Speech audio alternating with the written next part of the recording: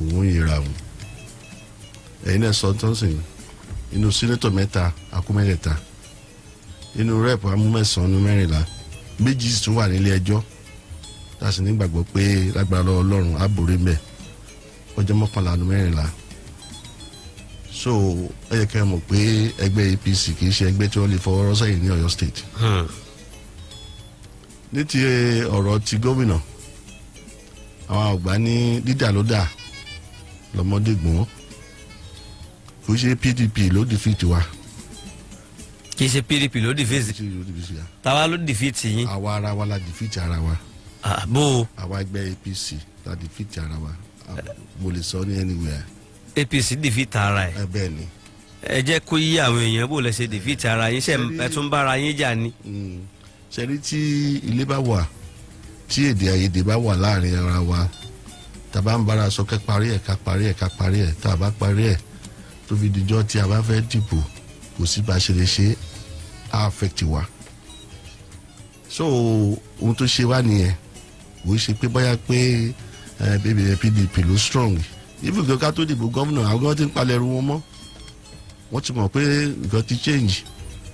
so but èdè àìyedè tá a lè bára wa sọ̀rọ̀ ìgbàgbọ́ tèmi ni pé tó bá jẹ́ pé ó kù bí ọ̀sẹ̀ 2-3 tá a fi dìbò expectation ni pé a padà bára sọ̀rọ̀ pé ẹ wá ẹ má jẹ́ kó bàjẹ́. so ohun tó ṣẹlẹ̀ sí wa gbogbo wa pátápátá ní APC la jẹ̀bi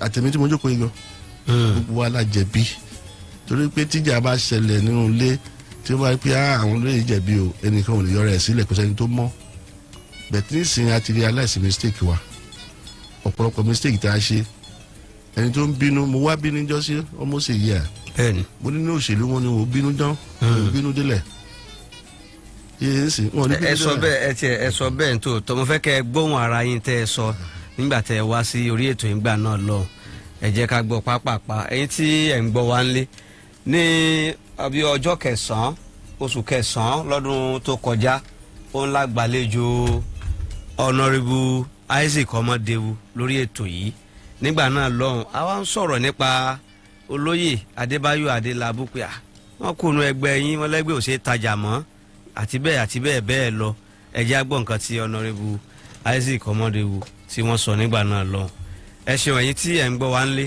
ẹ kú etí gbọ́ wa. ẹgbẹ́ méjèèjì I'm sorry to say APC àti PDP wọ́n ti fail Nigeria. bẹ́ẹ̀ ni ọdún mẹ́rìndínlógún bẹ́ẹ̀ ni wọ́n ti fail Nigeria ẹgbẹ́ méjèèjì. lọ́nà wo.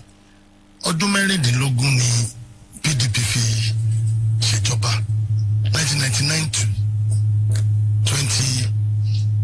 2015 ọdún mẹ́rìndínlógún APC ti ṣe ọdún mẹ́jọ báyìí 2015 to 2023 ẹjọ́ ìyàtọ̀ wo ló ti dé bá wa. tẹ́ bá gba tíkẹ́ẹ̀tì ló APC ẹ̀ mọ̀ ní sọ báyìí. mo ń bọ̀ Ọlọ́run tó máa ṣe náà ni ò jẹ́ ká rí tíkẹ́ẹ̀tì yẹn gbà torí ìbálẹ̀ díẹ̀ náà láti polongo òbò mo tá a máa sọ fún mi kán wo ẹni tó fẹ́ dìbò kì í ṣe pé kán wo ẹgbẹ́ àwọn ẹgbẹ́ yóò ṣe polongo òbò mọ́ ká má tanra wa jẹ.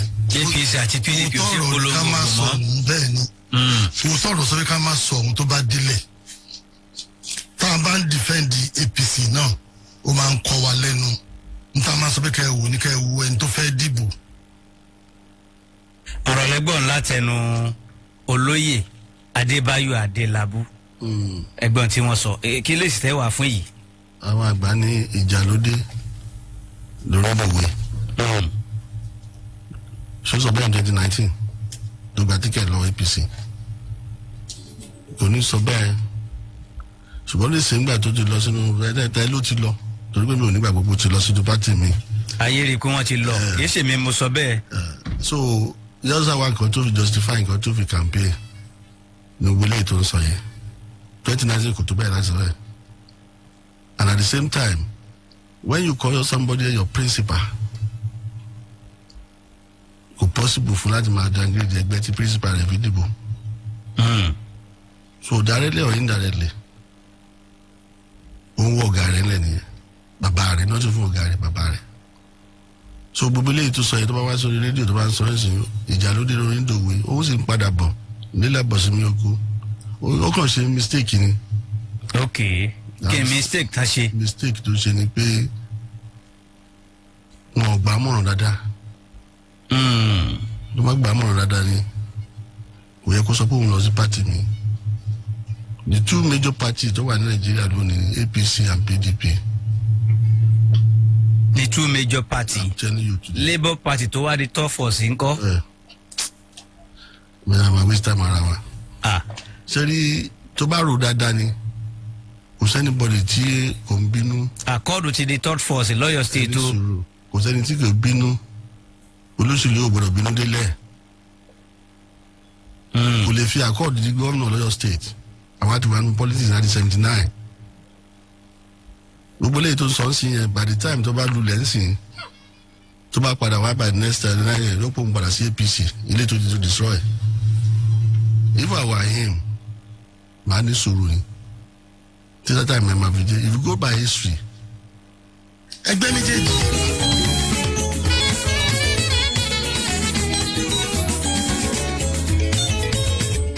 èsì tí Honourable Isaac Omodewu fún wa ní nǹkan bí ọdún kan sẹ́yìn rèé wípé kò yẹ kí Adébáyọ̀ Adélábù Pẹ̀nkẹ́lẹ́ mess kí wọ́n bínú délẹ̀ fi ẹgbẹ́ òṣèlú APC lẹ́ngbà náà lọ́hùn. ṣé wàá lérò pé bí wọ́n ṣe fẹgbẹ́ lẹ̀ yẹn tí wọ́n yí wọn nísìnyí torí pé nínú ẹgbẹ́ òṣèlú APC wọn ò rí ẹnikẹ́ni fàálẹ̀ tí wọ́n mú lókè fún ipò mínísítà àwọn náà wọ́n tún padà fàálẹ̀. mo fẹ́ correct impression yẹn. There are so many fish in the ocean pé wọn rẹ ní tí wọ́n fà sílẹ̀ yẹn kò sí oúnjẹ. tí wàá lóde tí wọn ò mú nú APC sẹ́rí ẹ̀yin tẹ́ ẹ dúró nú ẹgbẹ́ tẹ́ ẹ fẹ́gbẹ́ lẹ̀. ẹ̀rí sọ̀rọ̀ sẹ́rí òfin wà àṣà wà go president ló ní power láti yẹn tó bá wù ú president ló ní power láti yẹn tó bá wù ú ẹgbẹ́ olùsọ pé tó láti ẹni tí àwọn fẹ́ rè àníyàn tí wọ́n yàn án inú àwa dùn sí ọmọ Ọ̀yọ́ state ni ẹ rí i pé ọ̀rọ̀ tí mo sọ tá a bá ń dá fá ọ̀rọ̀ ìpá ọ̀dà ìpá ni wọ́n máa jẹun ó ní ibi tó fi sílẹ̀ ó sì ń padà bọ̀ ṣó padà dé àbí ó padà dé ń sìn. èmi ò sí ìmọ̀ kan ti dé ẹ̀yin lẹ́sọ̀. ṣe pé oníròyìn ni ẹ sá sọ gbọ́ oníròyìn pé is one of our minister this is our minister ṣe é sìn so tó wáyé pé wọ́n bá gbàmọ̀ràn gbà yẹn mo ìfẹ́ sọ̀rọ̀ lórí ẹ̀ lọ púpọ̀ mínísítà tí ìbá gbàràgbà náà ló gbàràgbà yìí. torí pé tabala ń sọ pé primary tó ń ṣe kò sí free and fair kò sí primary tó lè wà 100% free and fair. kò sí. so tí a bá ṣe sọ kò sí wọn sọ tó bá yàn dù if you go wan do wèrè gan sìn ṣe understand.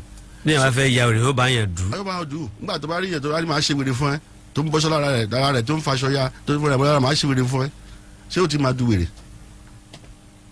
ṣé é sì so tó bá rí báyìí nígbà wọn ti bá wọn dùn yẹn mo rántí dáadáa ní 2011 àwọn tí wọ́n jọ du gọ́vnọ̀ pẹ̀lú with due respect with blessed memory of my principal my boss my mentor Senator Abiola Ajimobi wọ́n táwọn mẹ́sàn-án bàbá wọn mẹ́wàá tí n bá ṣe mistake wọ́n sì padà mú wọn without primary bẹ́ẹ̀ ni tá a mú rè wọ́n bínú wọ́n sì bínú wọ́n bá wọn sọ̀rọ̀ wọ́n gbà bóyá kó ṣèlú ó ṣe rí nìyẹn bẹ́ẹ̀ tí mo eléyìí tó ṣẹlẹ̀ tó ní bá a sọ̀rọ̀ tó ní wọ́n láwọn gbà wọ́n bínú lọ ní so no problem a ti bẹ̀rẹ̀ sí fa títí a bẹ̀rẹ̀ sí bẹ̀ wọ́n káàkiri ní ẹ̀ mo sọ pé àwa la defeat ara wa bẹ́ẹ̀ tí ń sìn reconciliation ti ń lọ àti sọ̀rọ̀. ṣé ẹ gbà pẹ̀lú Senator Ayọ̀ Adéṣeun wípé executive yẹn ti lọ gẹ́gẹ́ bọ́n ti sọ.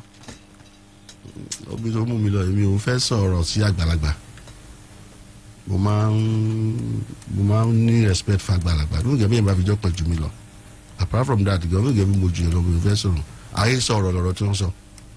wọ́n lé ẹ ti lọ. ayé sọ̀rọ̀ níbo náà is not a member of National Working Committee. ẹgbẹ́ nǹkan tí wọ́n sọ pẹ̀lú ìdánilójú àti ìgboyà wọn fi ń sọ wípé ẹ̀yin tẹ́ wípé executive yìí gangan ló da APC rú nípínlẹ̀ Ọ̀yọ́ pé wọ́n ṣe yàn yín báyìí ní tó dá wàhálà lẹ́nu yẹn wípé nítorí ẹ̀ka wa ń ro kó mọ́tẹ̀ sí ìfọ̀lárìn lẹ́yìn ní gbogbo tẹ́ ẹ ṣe pé kangaroo gbogbo ẹ̀ wípé láti wọ́ọ̀dù dé local government tó fi dé state pé gbogbo yín ẹ ti lọ ẹ já gbọ́ nǹkan tí wọ́n sọ. Let me tell you, absolutely. All of those who went to Accord Party with us are back in APC. Accord Party was not a party. It was just like 50 other in there. Now we're back home. And we will rebuild APC by the grace of God. We will reach out to our colleagues on the other side. Would it surprise you if I tell you that I do not have an Accord Party membership? My name is not on any Accord Party register. I'm always in APC. We just wanted to prove a point. We just wanted to ensure that equity and fairness becomes part of our watchword in this state. People cannot continue to do this. And it's not just APC. People do it in all. And I know eventually we'll outgrow it. So the party ditched me before I now ditched the party. Do me, I do you. Double me, do me, I do you. Do me, I do you. Honestly, I've never been an advocate of a strongman leadership, ever. Collegiality is in a democracy. Nobody should have the whip but there should be a basket of leaders who will sit back and solve problems, appeal to the electorate, get your people. But fairness must be the bedrock on which you build those kinds of things. So what we intend to do is, and we are working on that already, we have identified a few statesmen amongst ourselves, and we are talking. Leadership at the top was also saying, look, you guys get it together. Fortunately for us, as a party, Goroshi Makinde is not contesting 2027 as governor. Level playing field. So we'll have a straight fight between PDP and APC. And I want to assure you, what has transpired has taught all of us huge lessons. Everybody has seen that if we continue on those kinds of paths, it's paths to nowhere.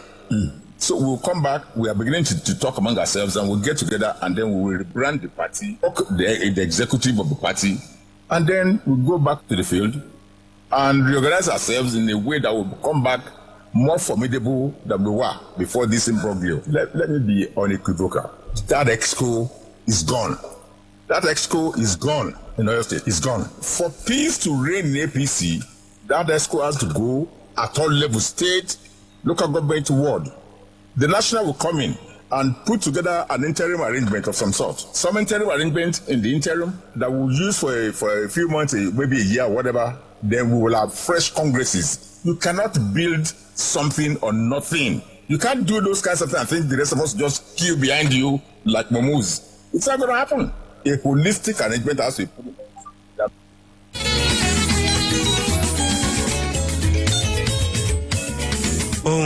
Senator Ayọ̀ Adéṣeun lẹ́gbọ́n yẹn wọ́n ní pé esco yín ti lọ sáà tí yín lọ pé àwọn ó ṣe àgbéǹde ẹgbẹ́ kí á ti kà ọ́ ní yóò mọ mójútó ẹgbẹ́ báyìí ṣé ìtàn sọ yìí lọ ẹ̀rí pé bá ṣe ń sọ pẹ̀lú ìgboyà ni. ṣe rí ó mà ṣe o ibi tí wọ́n bí mi ò fẹ́ rí àgbàlagbà fi ẹgbẹ́ sọ bẹ́ẹ̀ lẹ́kọ̀ọ́. ẹ sọ bẹ́ẹ̀ lẹ́ẹ̀kan náà ọ̀rọ̀ àwọn alágbàfẹ́ kọ́ yìí. àwọn gbogbo ètò wa sọ bí yẹn òfútù fẹ́ tẹ̀ ni. As what? wọn ò sí lára àwọn national leader of the party kò sí lára àwọn national executive committee of the party, national working committee of the party. níbo ni wọ́n ti gbé information wọn bẹ́tẹ̀ ọ̀pọ̀lọpọ̀ àwọn yẹn wá tó bá ti rówó ra ticket tó máa lọ Abuja tó lọ lójọ́ méje mẹ́ta dé wọ́n máa dé wọ́n wá purọ́ fáwọn yẹn lé. gbogbo tó sọ irọ́ ni. irọ́ ni gbogbo tó sọ yẹn. Quote me anywhere orí afẹ́fẹ́ mo wà yìí. Last week I was in a meeting with Mr. President. Okay. gbogbo ta discuss mi yẹn lórí national chairman and the national secretary as in your me. àwọn kò tó sì sílẹ̀ lórí national office wọ́n ní you go back there ẹ lọ fix yòókù fúnra yẹn in national working committee. As what ni wọ́n ṣe ń sọ̀rọ̀ ibi tí mo jókòó I'm a member of the national working committee. ta ló fún wọn ní information yẹn. And if you want to go by the constitution of Nigeria, election ni wọ́n fi yàn wá. Nobody will try it. No national chairman will try it. wọ́n bọ̀ kó sábà try rẹ̀ wọ́n á lọ sí court. We will go to court. kì í ṣe pé àwọn nìkan wọ́n ìjọsìn bẹ́ẹ̀ Ọ̀yọ́ state and everything ṣé wọ́n máa dissolve for other state náà. àbí wọ́n dọ̀yọ̀ state ṣe wọn níṣẹ́ mi pẹ̀lú tó wà lẹ́nu country báyìí sìn. àdàbà lọ sí court a máa win. Even one of the reputable lawyer in Oyo State here is a senior advocate of Nigeria, Oyo State. He called me, ó sọ fún mi ní, má dáhùn tí mo dáhùn sọ o, má dáhùn lóhùn o, kàn ń sọ ohun tí orí ní orí ni o. ṣé barista ní Akíntọ́lá lẹ mi ò sọ. mọ mi ò dákọ anybody. sọlá ní ajé ni mo ní pẹ́ sọ kọ́. ọ ní mi àdárúkọ tí bọ́dá yẹn sọ yẹn ó ní kò rí bẹ́ẹ̀ ó ní mo mọ ó yé mi náà bí ó ń sọmọ dídí òṣèlú náà I've been in politics in 1979 tí wọ́n kàn wá sórí rédíò kàn máa sọ tí wọ́n rí tí wọ́n ò rí àwọn ilé ti bàjẹ́ ok báwo lè yóò sì nílé bàbá ṣé nígbà tí mo bá lé bàbá mi jẹ́ tí mo ní mo bínú lọ níwọ̀n pé mo padà dé ilé ti bàjẹ́ bẹ́ẹ̀ tó bá tún dé in politics á gbà wọn náà ni ẹ má jẹ́ kó surprise yín o àwọn tí wọ́n sọ̀rọ̀ yìí sì yẹ mọ̀ pé a week to that time nearly every week lèmi gbọ́ ọjọ́ sọ̀rọ̀ o gbogbo appointment tó ń fún wa láti federal government he called me tí mo sì sọ pé tí a ti ń rè I start to be challenged let him come to the here I can face ourselves he called me he máa pè mí wọ́n máa pè mí dáadáa. jẹjọ ń sọ̀rọ̀ lábẹ́nú. A week to that day wọ́n pè mí wọ́n ní wọ́n pè nǹkan báyìí báwo la ṣe pé mo ní apẹ́fẹ́ yìí báyìí báyìí wọ́n ní báwo ni tí àwọn ṣe yé báyìí mo ní rísìnì.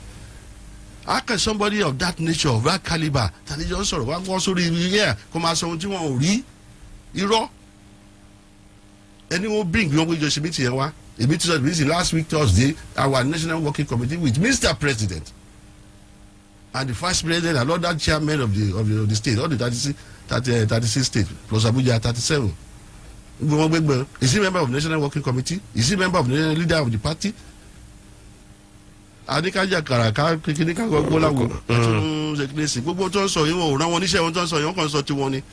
wọ́n kàn ń sọ tiwọn ni. wọ́n kàn ń sọ tiwọn ni. ta ni leader APC ìpínlẹ̀ Ọ̀yọ́ báyìí. I am number 1 chairman of APC in Oyo State today as at today. ẹ̀yin number 1. bẹ́ẹ̀ni. I'm about to say that. àwa lérò pé ẹni tó bá jẹ́ olùdíje fún ipò gómìnà ní Ẹgbẹ́ máa ń sábà wà lọ́wọ́ ẹ̀ ni. No until tó bá di governor. Okay. The leader of the party today in APC today I'm number 1. number 1 ni yín báyìí. So anything tó bá ń bọ̀ from the federal government of the filial they directed all the letters to me. I have a lot of copies I can show you to you from what the name. ṣe ẹ rí lẹ́tà ìyànsípò Adélábù. ṣé báwo isi agbogbo ọ̀rọ̀ kọ́ la sọ torí aago àgbàlagbà máa jìn sínú ni. mi ò sọ pé mo dàgbà lọ́jọ́ orí o but when ọlọ́run bá ṣe tó bá gbé sípò àgbà èyàn mo gbọ́dọ̀ jìn sínú. a gbọ́dọ̀ sọ gbé torí rẹ̀ wò. Adélábù mo sọ fún jọ́sí pé ò lọ bìkan kó padà bọ̀. déèsì àwọn ìwà ń bá bínú tó bẹ̀ àwa ó bẹ̀ wọ́n pé ẹ má bínú ẹja ṣe papọ̀ torí pé tí ó gidi ọba lanu. aláǹgbá ò lè wọ bẹ̀. ògiri wa ló lanu jọ́sí aláǹgbá fi wọ bẹ̀ láfi lùsì gọ́vnọ̀. èyí tí wàá ń ṣe mí àyèéfì ni pé nínú ìtàn Ọ̀yọ́ wọn ni tìmọ̀jì ò gbé kí wàá ní ti sẹ́nitọ̀ Tẹ̀sìn Fọlárìn báyìí. sẹ́rí my brother sẹ́rí òṣèlú yìí wá ju wa lọ. ibi tí ẹ bá sì rìn dé bẹ́ẹ̀ ni ó ṣe rí bẹ́ẹ̀ ni ó ṣe rí nà mọ́. àwọn position mi ń bẹ tó ju ipò mínísítà lọ níjọba. I'm telling you the truth. ipò mi ń bẹ tó ju ipò mínísítà lọ níjọba. ẹ já wá sí ìpínlẹ̀ Ọ̀yọ́ báyìí. Yes. In 2018 olóògbé Isiaq Abiola Ajimobi gómìnà ìpínlẹ̀ Ọ̀yọ́ tẹ́lẹ̀ wọ́n ṣètò ìdìbò sáwọn ìjọba àbílẹ̀ 23 àtàwọn ìjọba àbílẹ̀ onídàgbàsókè táwọn jẹ́ 25 gbà yẹn PDP ò kópa ńbẹ̀. nígbà tó di 2021 lábẹ́ gómìnà Ṣèyí Mákindé àwọn náà ṣètò ìdìbò síjọba àbílẹ̀ 23 APC náà ò kópa ńbẹ̀. ètò ìdìbò ìjọba àbílẹ̀ míì yóò tún wáyé lọ́dún tí ń bọ̀. gbogbo aláṣìírí ipò tí ìjọba àbílẹ̀ wà nípínlẹ̀ Ọ̀yọ́ báyìí ṣé APC lóòótọ́ ẹ ti gbáradì láti kópa ńbẹ̀.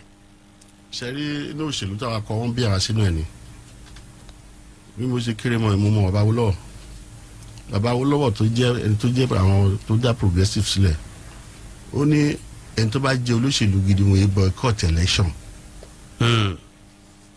ṣé pé tó bá ti lè boycott election tẹ́ni tí bá jáde lórí election yẹn ó lè complain lórí ẹ̀ because o participate. Okay. That is number 1. ìgbà tí lè ṣẹlẹ̀ gan a lot of people ló ń pè mí àwọn ọmọ ẹgbẹ́ àwọn fẹ́ dìbò.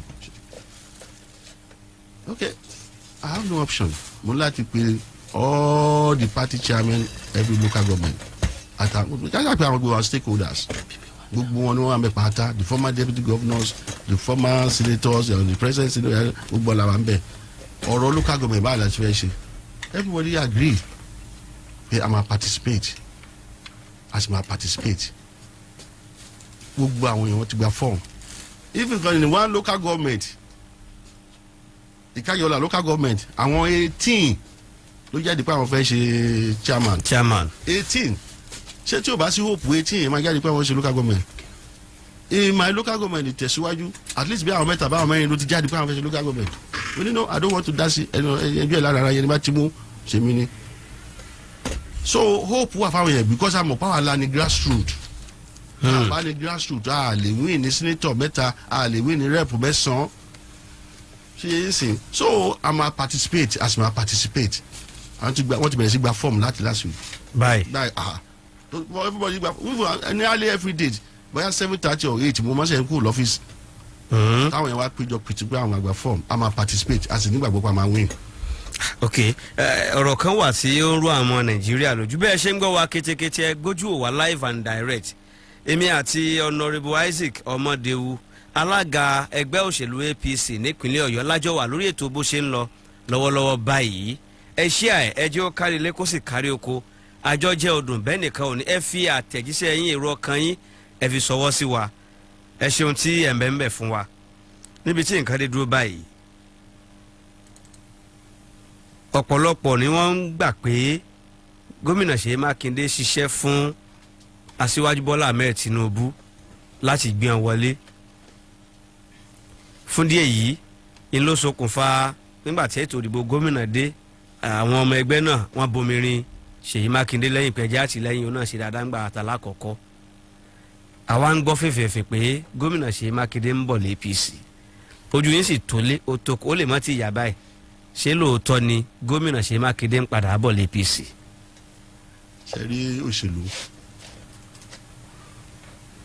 ẹni tẹ́jọ́ ṣe ẹgbẹ́ mi lénìí ẹlẹ́jọ́ ṣe ẹgbẹ́ mi ẹgbẹ́ kan náà lọ́la tí gómìnà Mákindé bá làwọn bọ̀ sí APC with due respect to him he's our governor he's my governor with due respect to him a máa gbà wọ́n as the party chairman state chairman of the party. ẹ tẹ́wọ́ gbà wọ́n. a tẹ́wọ́ gbà wọ́n dáadáa